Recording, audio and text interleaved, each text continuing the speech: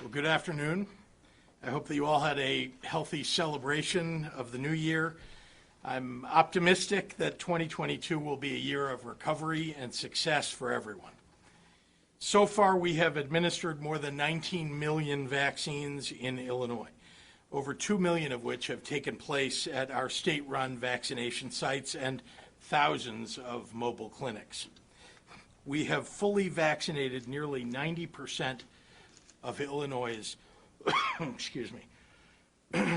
we have fully vaccinated nearly 90% of Illinois seniors, and 75% of eligible seniors have received their booster. We are the leader among the most populous states in the nation in 5 to 11-year-old vaccinations since the moment the FDA authorized them. And we have been leading all of our neighboring states in keeping people alive and out of the hospital despite the Omicron variant rapidly spreading across the nation. Nevertheless, I wish I had better news to deliver about our progress against Omicron. Unfortunately, we are reaching all-time record numbers of cases and surging hospitalizations, so we must approach this first several weeks of January with a good deal of caution. At a time when some have chosen to politicize vaccinations as a way to polarize our politics, Illinois state government is focusing on science, as we have throughout the pandemic, which is why we're redoubling our efforts to get more people vaccinated and boosted every day. The unvaccinated are the ones filling up 85% of our COVID hospital beds and 95% of our ICU beds. And nearly 100% of our ventilators. So getting vaccinated and boosted remains the best way for all of us to take care of ourselves and each other and alleviate the strain on our healthcare workers and hospitals. In Illinois, as is true in many cases across the United States, our COVID-19 hospitalizations are now even higher than they were last winter when vaccines weren't yet widely available.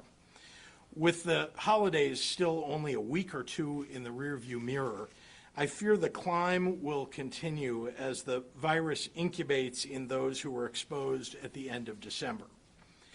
In the pediatric wards, the number of Illinois children entering the hospital with COVID-19 has nearly tripled since the beginning of December. And across the state, we have regions where ICU bed availability, not just COVID ICU, but staffed ICU beds for other emergencies like car crashes and heart attacks and strokes, are frighteningly limited in just the single digits. Last week, I joined the Illinois Health and Hospital Association in urging providers to postpone non-emergency surgeries so they can use existing staff to expand ICU capacity wherever possible.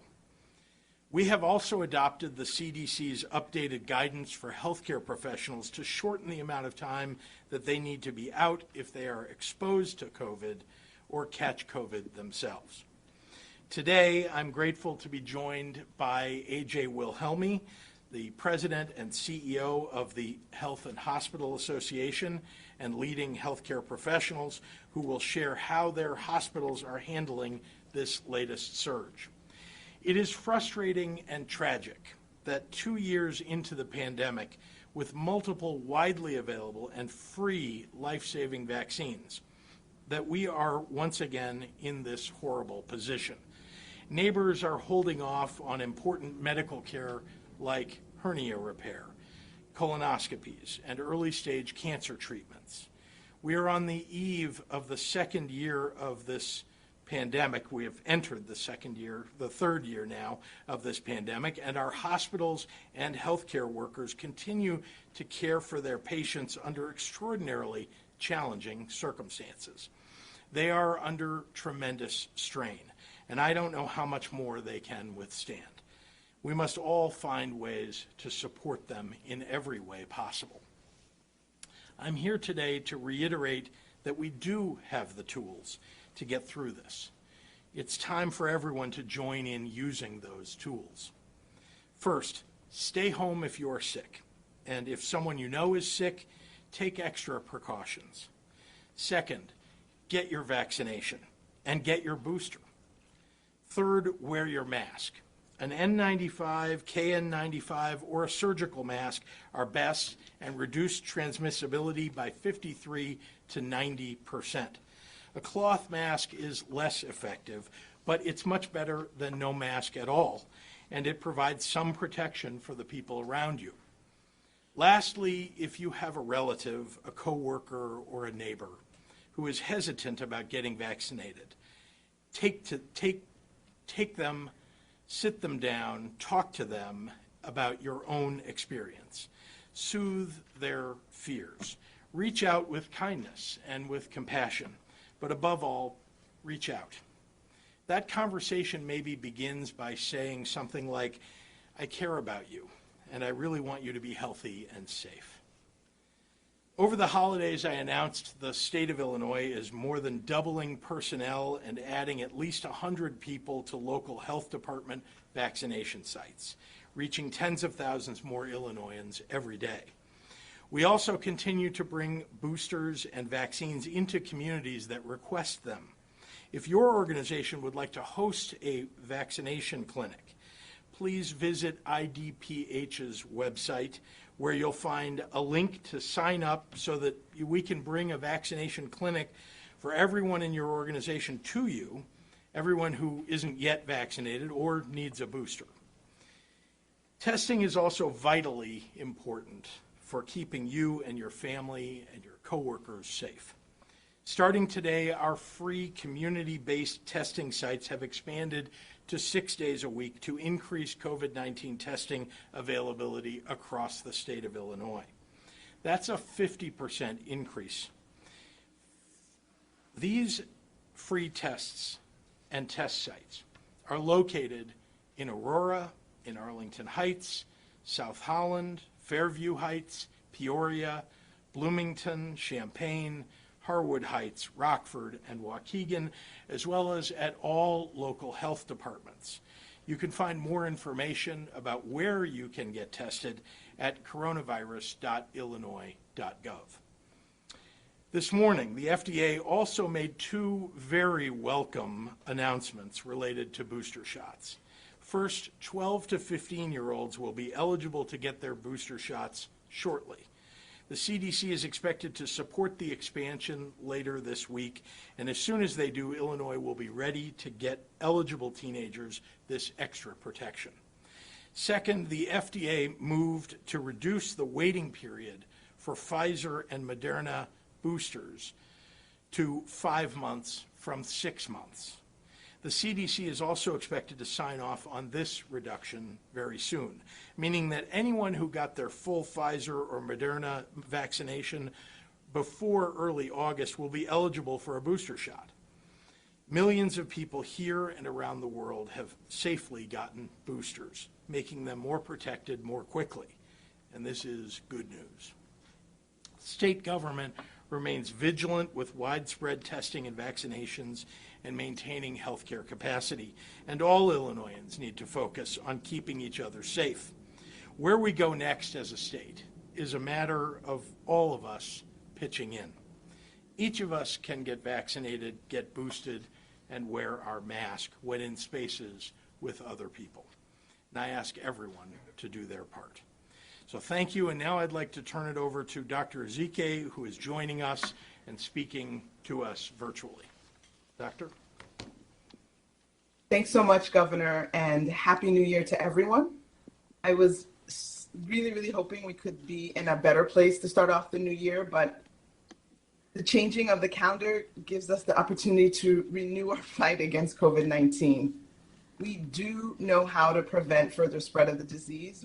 It's the same old, get vaccinated, get boosted, wear your mask, avoid crowds, get tested. And all we need to do now is actually implement those things. We do continue to battle Delta. We have Omicron quickly taking over. And as I'm sure everyone has seen, Omicron spreads much quicker. Although initial information indicates that Omicron may not cause as severe illness as Delta, we are not we are not seeing fewer people in the hospital because there are just so many more people with COVID, period. The ratio of people with COVID-19 who are hospitalized compared to those who are not may be decreasing, but because there are just so many people with COVID-19, our hospitals are still completely overwhelmed. An average of 550 people are admitted to Illinois hospitals each day, every single day on average with COVID. And 90% of those people are not vaccinated. People not taking advantage of something that could save their lives. And they're also not helping prevent the potential death of someone whom they may unknowingly spread it to.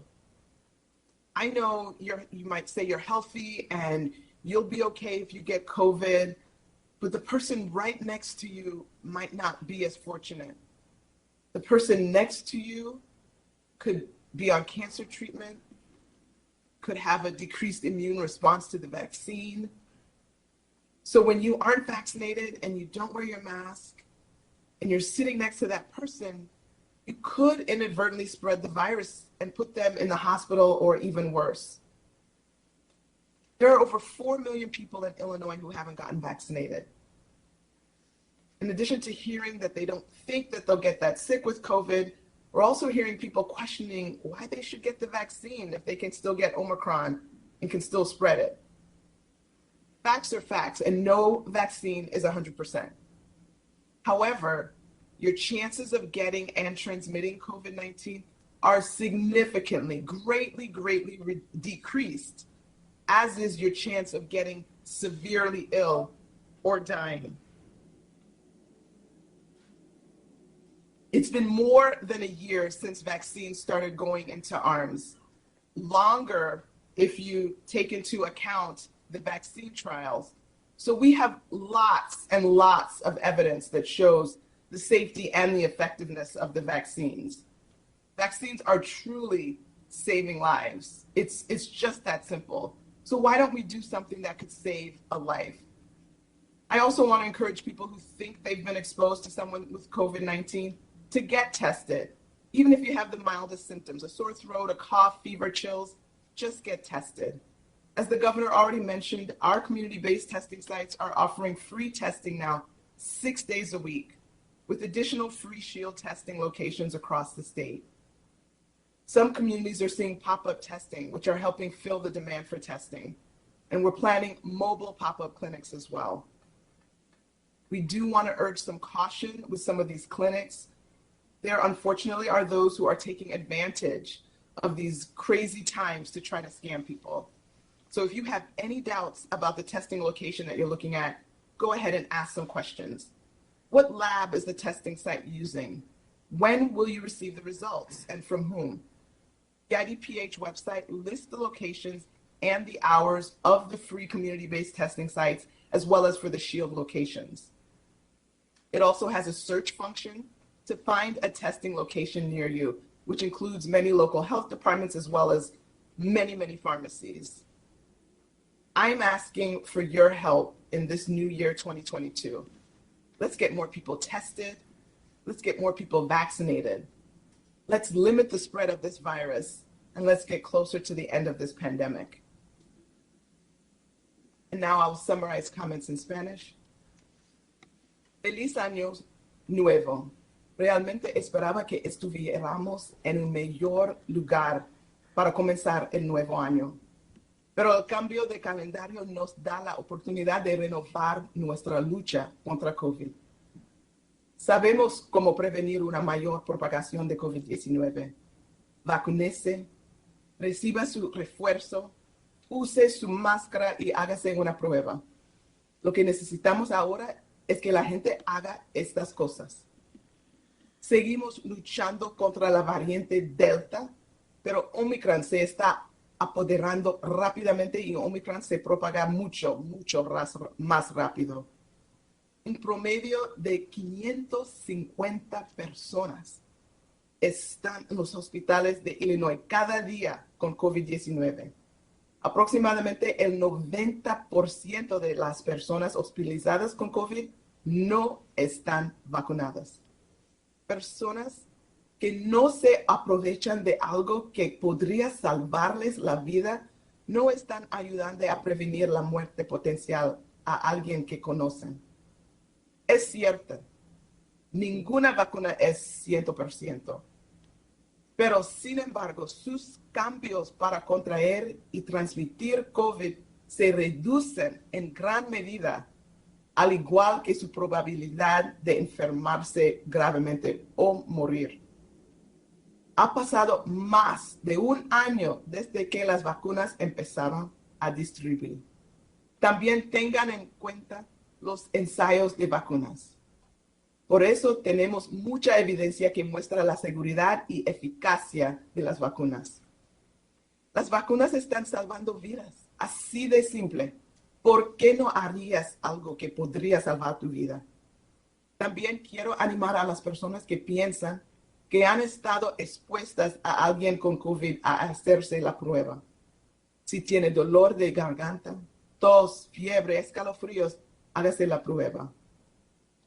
Como mencionó el gobernador, nuestros sitios de pruebas basados en la comunidad ofrecen pruebas gratuitas 6 días a la semana, con ubicaciones adicionales gratuitas para pruebas Shield en todo el estado. Algunas comunidades están viendo pruebas emergentes que están ayudando a satisfacer la demanda de pruebas. El estado también está planificando clínicas emergentes móviles. Pero queremos instar a la precaución con algunas de esas clínicas. Hay quienes se están aprovechando de estos tiempos horribles para estafar a la gente. Si tiene dudas sobre la ubicación de la prueba, asegúrese de hacer preguntas. ¿Qué laboratorio utiliza el sitio de pruebas? ¿Cuándo recibirá los resultados y de quién? El sitio web de IDPH encontrará sitios y los horarios de pruebas gratuitos basados en la comunidad y los sitios de Shield. También tiene una función de búsqueda para encontrar un lugar de pruebas cerca de usted, que incluyen muchos departamentos de salud y farmacias locales. Les pido su ayuda en este nuevo año.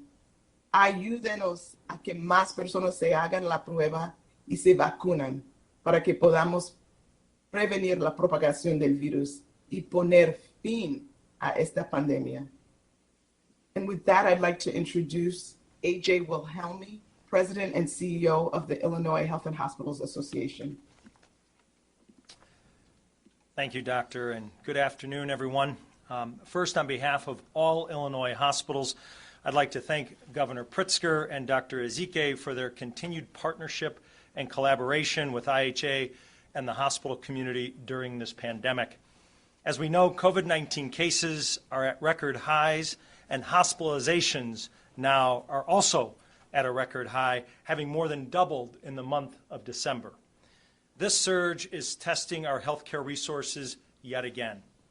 In response, Illinois' hospitals and the state are working very closely together to preserve the integrity of our healthcare infrastructure, as we have since the very beginning of this pandemic. This partnership has been essential to preventing Illinois from exceeding capacity in our hospitals, as we've seen in other states. It's been a long road for everyone, but especially the hospital community. Hospital workers are fatigued and weary of this ever-present virus and its impact on their family, friends, and neighbors. They see and experience the heartbreak it has caused, but they remain committed and compassionate, and they are standing tall. Our hospital leaders and healthcare workers have learned a great deal over the last 2 years, and they're using their expertise to effectively manage their operations and care for patients. Hospitals have become very adept at expanding and contracting bed capacity as necessary to meet patient needs and to make sure every COVID patient has care. As the governor has highlighted, this includes postponing non-emergency surgeries and procedures as needed and when it is safe for the patient. Hospitals are taking this step to manage through this crisis. In fact, hospitals and healthcare workers are doing everything in their power to manage and care for the influx of patients that is beyond their control. We cannot emphasize this enough. Hospitals and healthcare workers and our government partners cannot end this pandemic on their own. It takes everyone. Avoiding the illness, and especially avoiding severe illness, is key. The overwhelming majority of the 6,300 COVID patients in our hospitals today are unvaccinated. Being vaccinated and boosted is the best way to avoid severe illness and a COVID-19 hospital visit. It's also the best way to provide relief to healthcare workers and to assure healthcare is available to everyone. So again, thank you to Governor Pritzker and his entire team for their ongoing support and partnership with the Illinois hospital community. And now it is my distinct pleasure to introduce Dr. Omar Latif, President and CEO of Rush University Medical Center.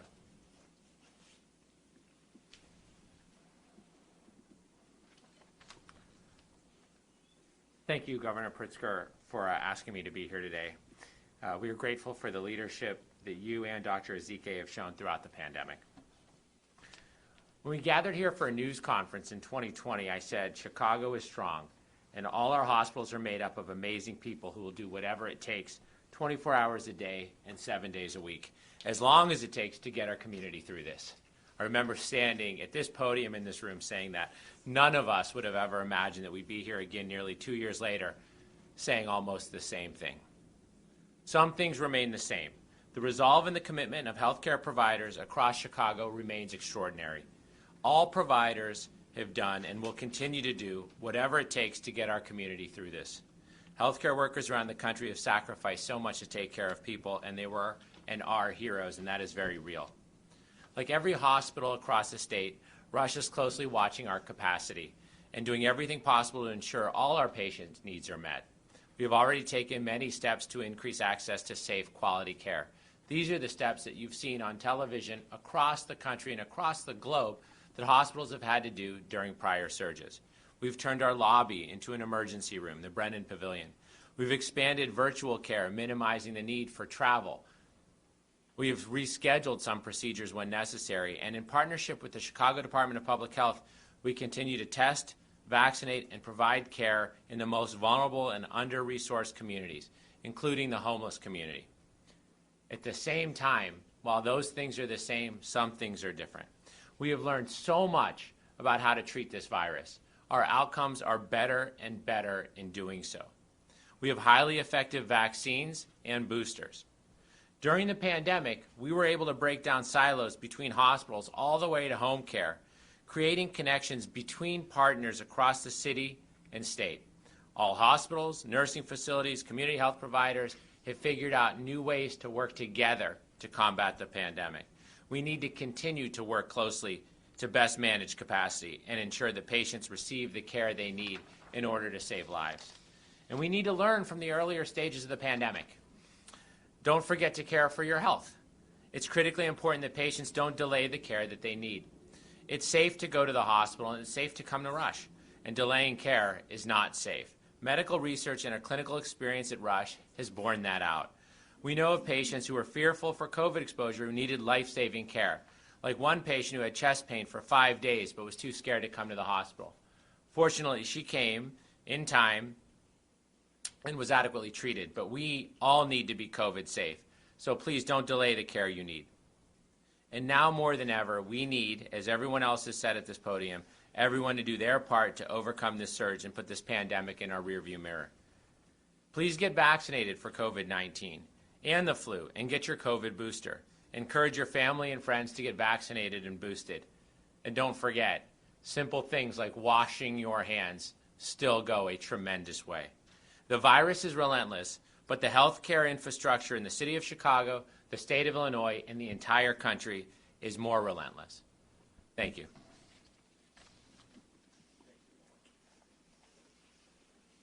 Thank you, and now I'd like to introduce Jim Skogsberg, who's the President and CEO of Advocate Aurora Health, and he's joining us virtually. Jim? Thank you, Governor. I'm pleased to speak on behalf of our 10 Chicagoland hospitals and over 250 sites of care. And I'd like to start by recognizing our 40,000 Illinois-based team members. We are so grateful for the exceptional work they do to serve our patients every single day. And thank you, Governor, to you and Dr. Ezike for your public health leadership, especially around efforts to ensure access to vaccines for every community in our state. Like all health systems, Advocate Aurora has never been more challenged than in the last 2 years fighting COVID-19. Beds are full, wait times are long, and the doctors, nurses, and countless others who have so skillfully and compassionately cared for our communities are struggling. We have 963 COVID-positive patients currently admitted in our Illinois hospitals. That's more than double we had 30 days ago, and the highest number we've seen during this entire pandemic. We're also caring for another 213 COVID-positive patients in their homes. Like others, we are managing capacity and staffing amidst a national staffing shortage. We are redeploying outpatient nurses, paying top dollar to recruit and retain talent, and leveraging telehealth.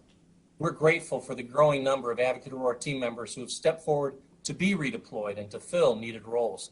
More than 1,100 team members have volunteered, covering more than 3,000 shifts. We're also delaying and rescheduling non-essential procedures as necessary. But the reality is that much of this unbelievable stress is preventable. More than 90%, as all the speakers have said, more than 90% of all COVID patients in the hospital today are unvaccinated or overdue for a booster. This trend is something all hospitals are seeing across the country. Vaccines and boosters are the key to reducing hospitalizations and death from COVID. We can't stop COVID without you. Together, we can lessen the strain on our state's healthcare system so that you and your family can access care when you need it most. So here's what you can do to help. First, as has been said before, get vaccinated and get your booster. That's the most important step you can take. Second, keep having those tough conversations with loved ones about getting the vaccine. We only get past this pandemic as a community. Third, if you or someone in your household starts experiencing mild COVID symptoms, call your primary care provider or use our Advocate Aurora online system checker to understand if you need to be evaluated by a clinician. And if you experience severe symptoms, of course, go to the emergency room. And finally, reach out to the healthcare providers that you know personally or rely on for your care. They've been on the front lines for 2 long years, and your acknowledgement would mean a lot. Thank you, Governor Pritzker and Dr. Ezike. Thanks, and we have our final guest today is Gabriel Cummings. Gabriel is the president of Highland Park Hospital at North Shore University Health System and joining us today also virtually. Gabriel? Thank you, Governor Pritzker. On behalf of North Shore University Health System, our CEO, JP Gallagher, and our thousands of team members, thank you for the opportunity to contribute to this important discussion. We appreciate the leadership of Dr. Ezike, the governor's office, and the ongoing collaboration with fellow hospitals and healthcare systems as we work to respond to the evolving needs of our communities and navigate the significant demands on acute care capacity in response to the Omicron variant. COVID-19 continues to test all of us. The demand for care is high, the needs of our patients are significant, and the fatigue of our dedicated staff is very real. Despite these challenges, our commitment is unwavering and our resolve is strong, thanks to vaccines, booster, and established safety practices to keep our patients and team members safe. Thank you to the North Shore team for their adaptability and resilience, caring for our patients and one another. COVID positivity rates in our communities are climbing, and we are experiencing a dramatic increase in COVID acute care needs. At our 4 legacy North Shore campuses, Evanston, Skokie, Glenbrook, and Highland Park hospitals, cases have spiked over 200% from 46 patients to over 138 patients since the first week in December. The overwhelming majority of these patients are unvaccinated. We are continuously evaluating options to ensure we have capacity to meet the most critical needs while keeping the safety of our team members and patients at the forefront. We are doing this in a number of ways. First, we are dedicating teams of facilities like Glenbrook Hospital exclusively to COVID care in order to rapidly and efficiently address patient demand. To ensure we have capacity for those with acute clinical needs, we have temporarily suspended all non-emergent elective procedures from January 3rd to January 14th. We are stewarding our COVID testing capabilities to ensure patients who are symptomatic or have had an exposure have timely access to COVID testing. We are shifting and providing care via telehealth to allow for convenient access points for our patients.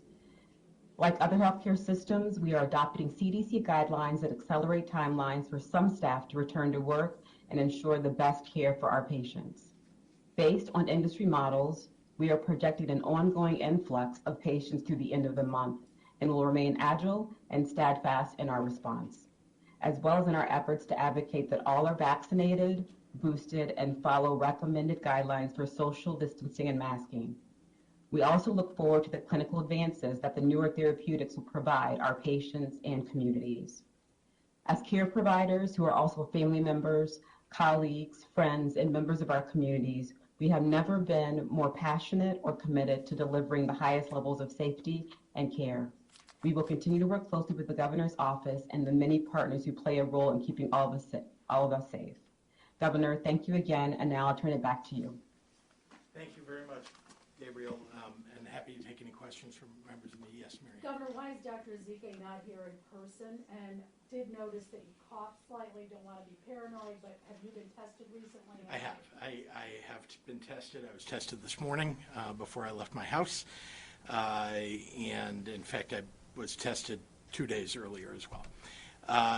So thank you for asking and your concern. Dr. Ezike, out of an abundance of caution, she had been exposed to somebody who had COVID and tested positive rather for COVID, and so she's just being extra careful and staying away, but joining us nevertheless. With the hospitalizations so much higher, and you've all, both of you, Dr. Ezike and yourself, have always said you are more concerned not so much about case numbers but hospitalization. Yes. So what's the threshold for more mitigation if that's what your concern is? Well, I think you're seeing that we are taking action here. A variety of things. One, very importantly, is that, as you heard Gabriel speak of, and Omar and AJ behind me, as well as Jim, that they are taking action within their hospitals in order to adjust elective surgeries. And remember, there's a wide range of surgeries that fit into this broad category that we often refer to as elective surgeries. Some are much more serious than others. And so they're working within their hospitals to take the much less serious but still elective and important surgeries to try to postpone those. And you heard once again from the 3rd to the 14th from Gabriel. And this is the way each hospital, and we've asked each hospital to make those kinds of adjustments.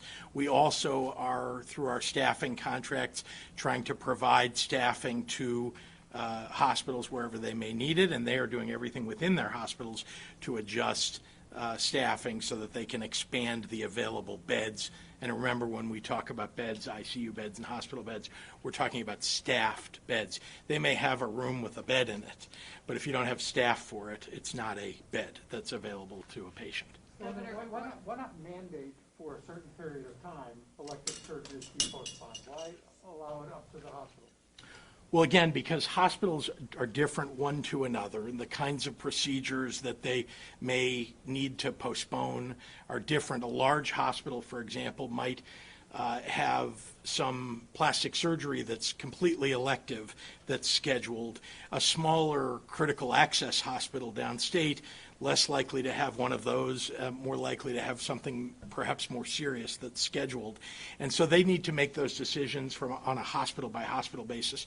Very early on in the pandemic, we had to move very quickly to make sure that hospital beds were available, and so we just had an across the board temporary suspension of elective surgeries.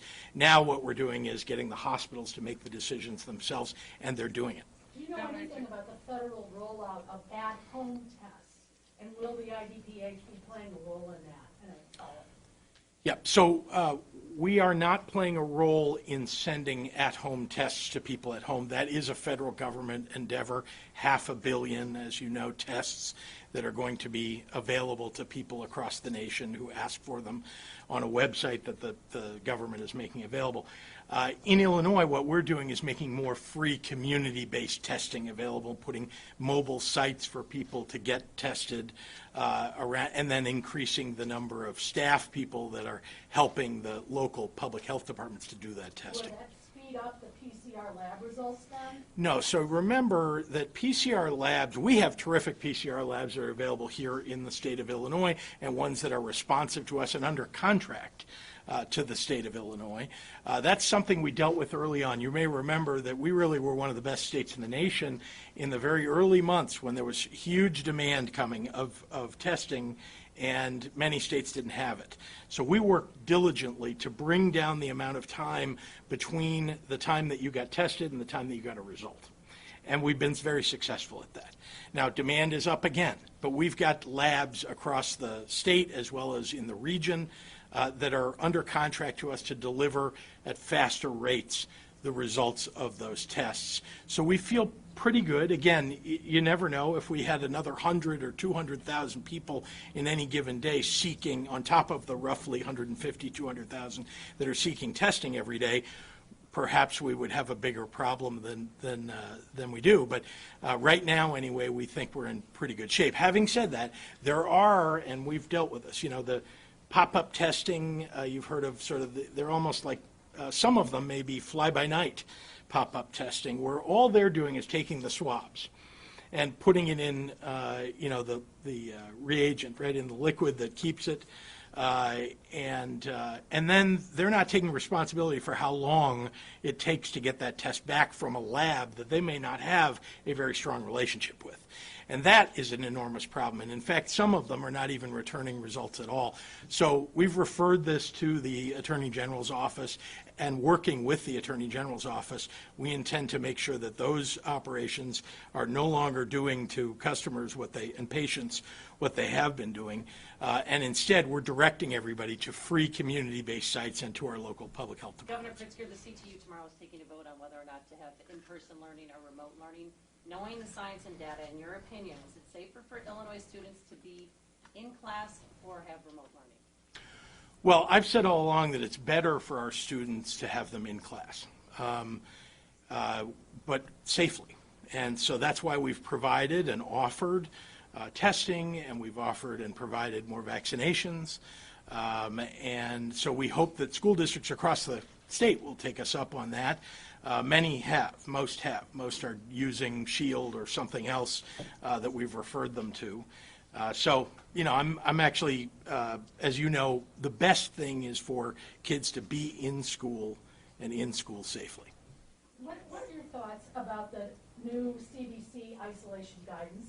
Are you confident with that? Rather than the 10, the 5 days, for some it's confusing. I understand, and look, IDPH and Dr. Ezike, I don't know that she's still on, but if she is, perhaps she may want to respond. But let me be clear, the challenge that I think CDC is seeing that is particularly among healthcare professionals, that some are getting sick and having, they've been exposed and having to stay out of work for 10 days is just too long a period of time. We need our staffing as best we can. And so I think that's one of the reasons that they came up with the adjustments. I know that it can be somewhat confusing for folks, but this is, again, with the focus on the fact that we have a tremendous upsurge of Omicron and overall COVID-19 infections. Greg Bishop from Center Square wants to know why there's 1,000 fewer staff beds in the state than 1 year ago.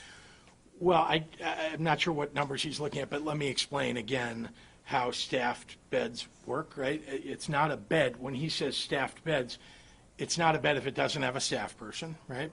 And those beds that are available across the state are available because there is a staff person in the hospital that the hospital is designated to provide that staffing. I guess what I'm saying is that it's challenging for hospitals to deal right now with the demand for staffing all over the country. And so you've got either fewer staff in the state of Illinois, or you've got more need for staff in ICU beds, which is a higher staffing ratio. I don't know whether you want to respond to that, Omar, if you have any thoughts about the number of staffing beds. Is there any talk of reopening field hospitals or? No. So I could hit the staffing bed. Yeah, the staffing question is one of the painful realities of the pandemic. We've had the highest number of retirements and people leave their field in healthcare. We've had a high amount of burnout. And so that's one of the reasons that there's such an incredible need for staffing. So every hospital in the city, every hospital in the state, many of the hospitals in the country are competing against one another for the available staff. It's really a supply-demand issue. So we are desperately looking and actively recruiting, and it's basically a challenge to get people in to serve in these roles. And that's why it's particularly a challenging time right now, with the increasing numbers coming at the same time we have a decreasing staff. So it takes longer for people to graduate and come into the field than it is unfortunately, for the rate of people retiring right now. Governor? I just remind everybody that there's been a staffing shortage even before COVID for hospitals, and it's gotten more acute as a result of COVID. Is the state considering a vaccine mandate like the city of Chicago or Cook County has done? Well, again, For restaurants and throughout the state. I just want to remind you, they're not requiring vaccinations. That is not a vaccine mandate, right? What they are requiring is that if you go into a certain kind of establishment, and they have a category of them, that you have to show that you've been vaccinated, right? That's the. So what I've done is, as you know, first of all, I think that the city and the county are doing the right thing for the people of the city and the county. I encourage local leaders to do what's right in their communities. Every community is a bit different, as you know. Some counties have very few restaurants. They're quite far apart from one another. They don't have huge crowds in those restaurants, and so it's hard for them to have exactly the same kind of mitigation that the city of Chicago might have. And so it's been my view that we need leaders locally to step up and do the right thing for their communities. But again, anybody who's willing to step up and make the tough calls, and we've been making the tough calls at the state level as well, at the city level, at the county level, I applaud. Governor, off topic, can you talk? Yeah, sorry, I just want to, catch you. Craig, yeah. Governor, what evidence are you seeing that the kind of appeals that you're making and the health professionals here are making are having any effect? I mean, let's face it, when we were coming in, there was a demonstration downstairs with considerably more people than are in this room right now, saying we're against vaccines, we're against the mandates. Is this having any effect? Are people listening? Those are not the audience for what we're saying. It's clear to me that people who are willing to come and protest against vaccinations, against masks, are not listening to the science. The people who are the audience for what we're saying are people who have been a little bit hesitant. They've been concerned. They read something on Facebook that they're not sure if it's true, and they haven't quite made the decision that it's time for them to get vaccinated. But let me be clear. Here's evidence that what we're saying is working. People are getting vaccinated every day. Tens of thousands of people are getting their first dose. Tens of thousands are getting their second dose. And even more are getting their booster. So we believe that messaging is very important. Most importantly, because what we're saying is true, that keeping yourself safe really means getting vaccinated, getting boosted, wearing your mask. But Governor, there are going to be some that are going to say, if you really want to push up those vaccine numbers, then go ahead and have a statewide requirement like the city and county is doing. It is driving up the numbers in New York. Why are you reluctant? Some believe it is political because of your election year. No. As you know, I've been making tough calls all along. They're, evidenced by there are protesters outside who are opposed to masks indoors, masks for our children so they can stay in schools. So we clearly are making tough decisions. I just think that at this point we have vaccines available, we have treatments available, we have masks available. We've put in place a tough regime of indoor masks. There's a commentator who comes to these press briefings frequently who constantly is pushing the idea that,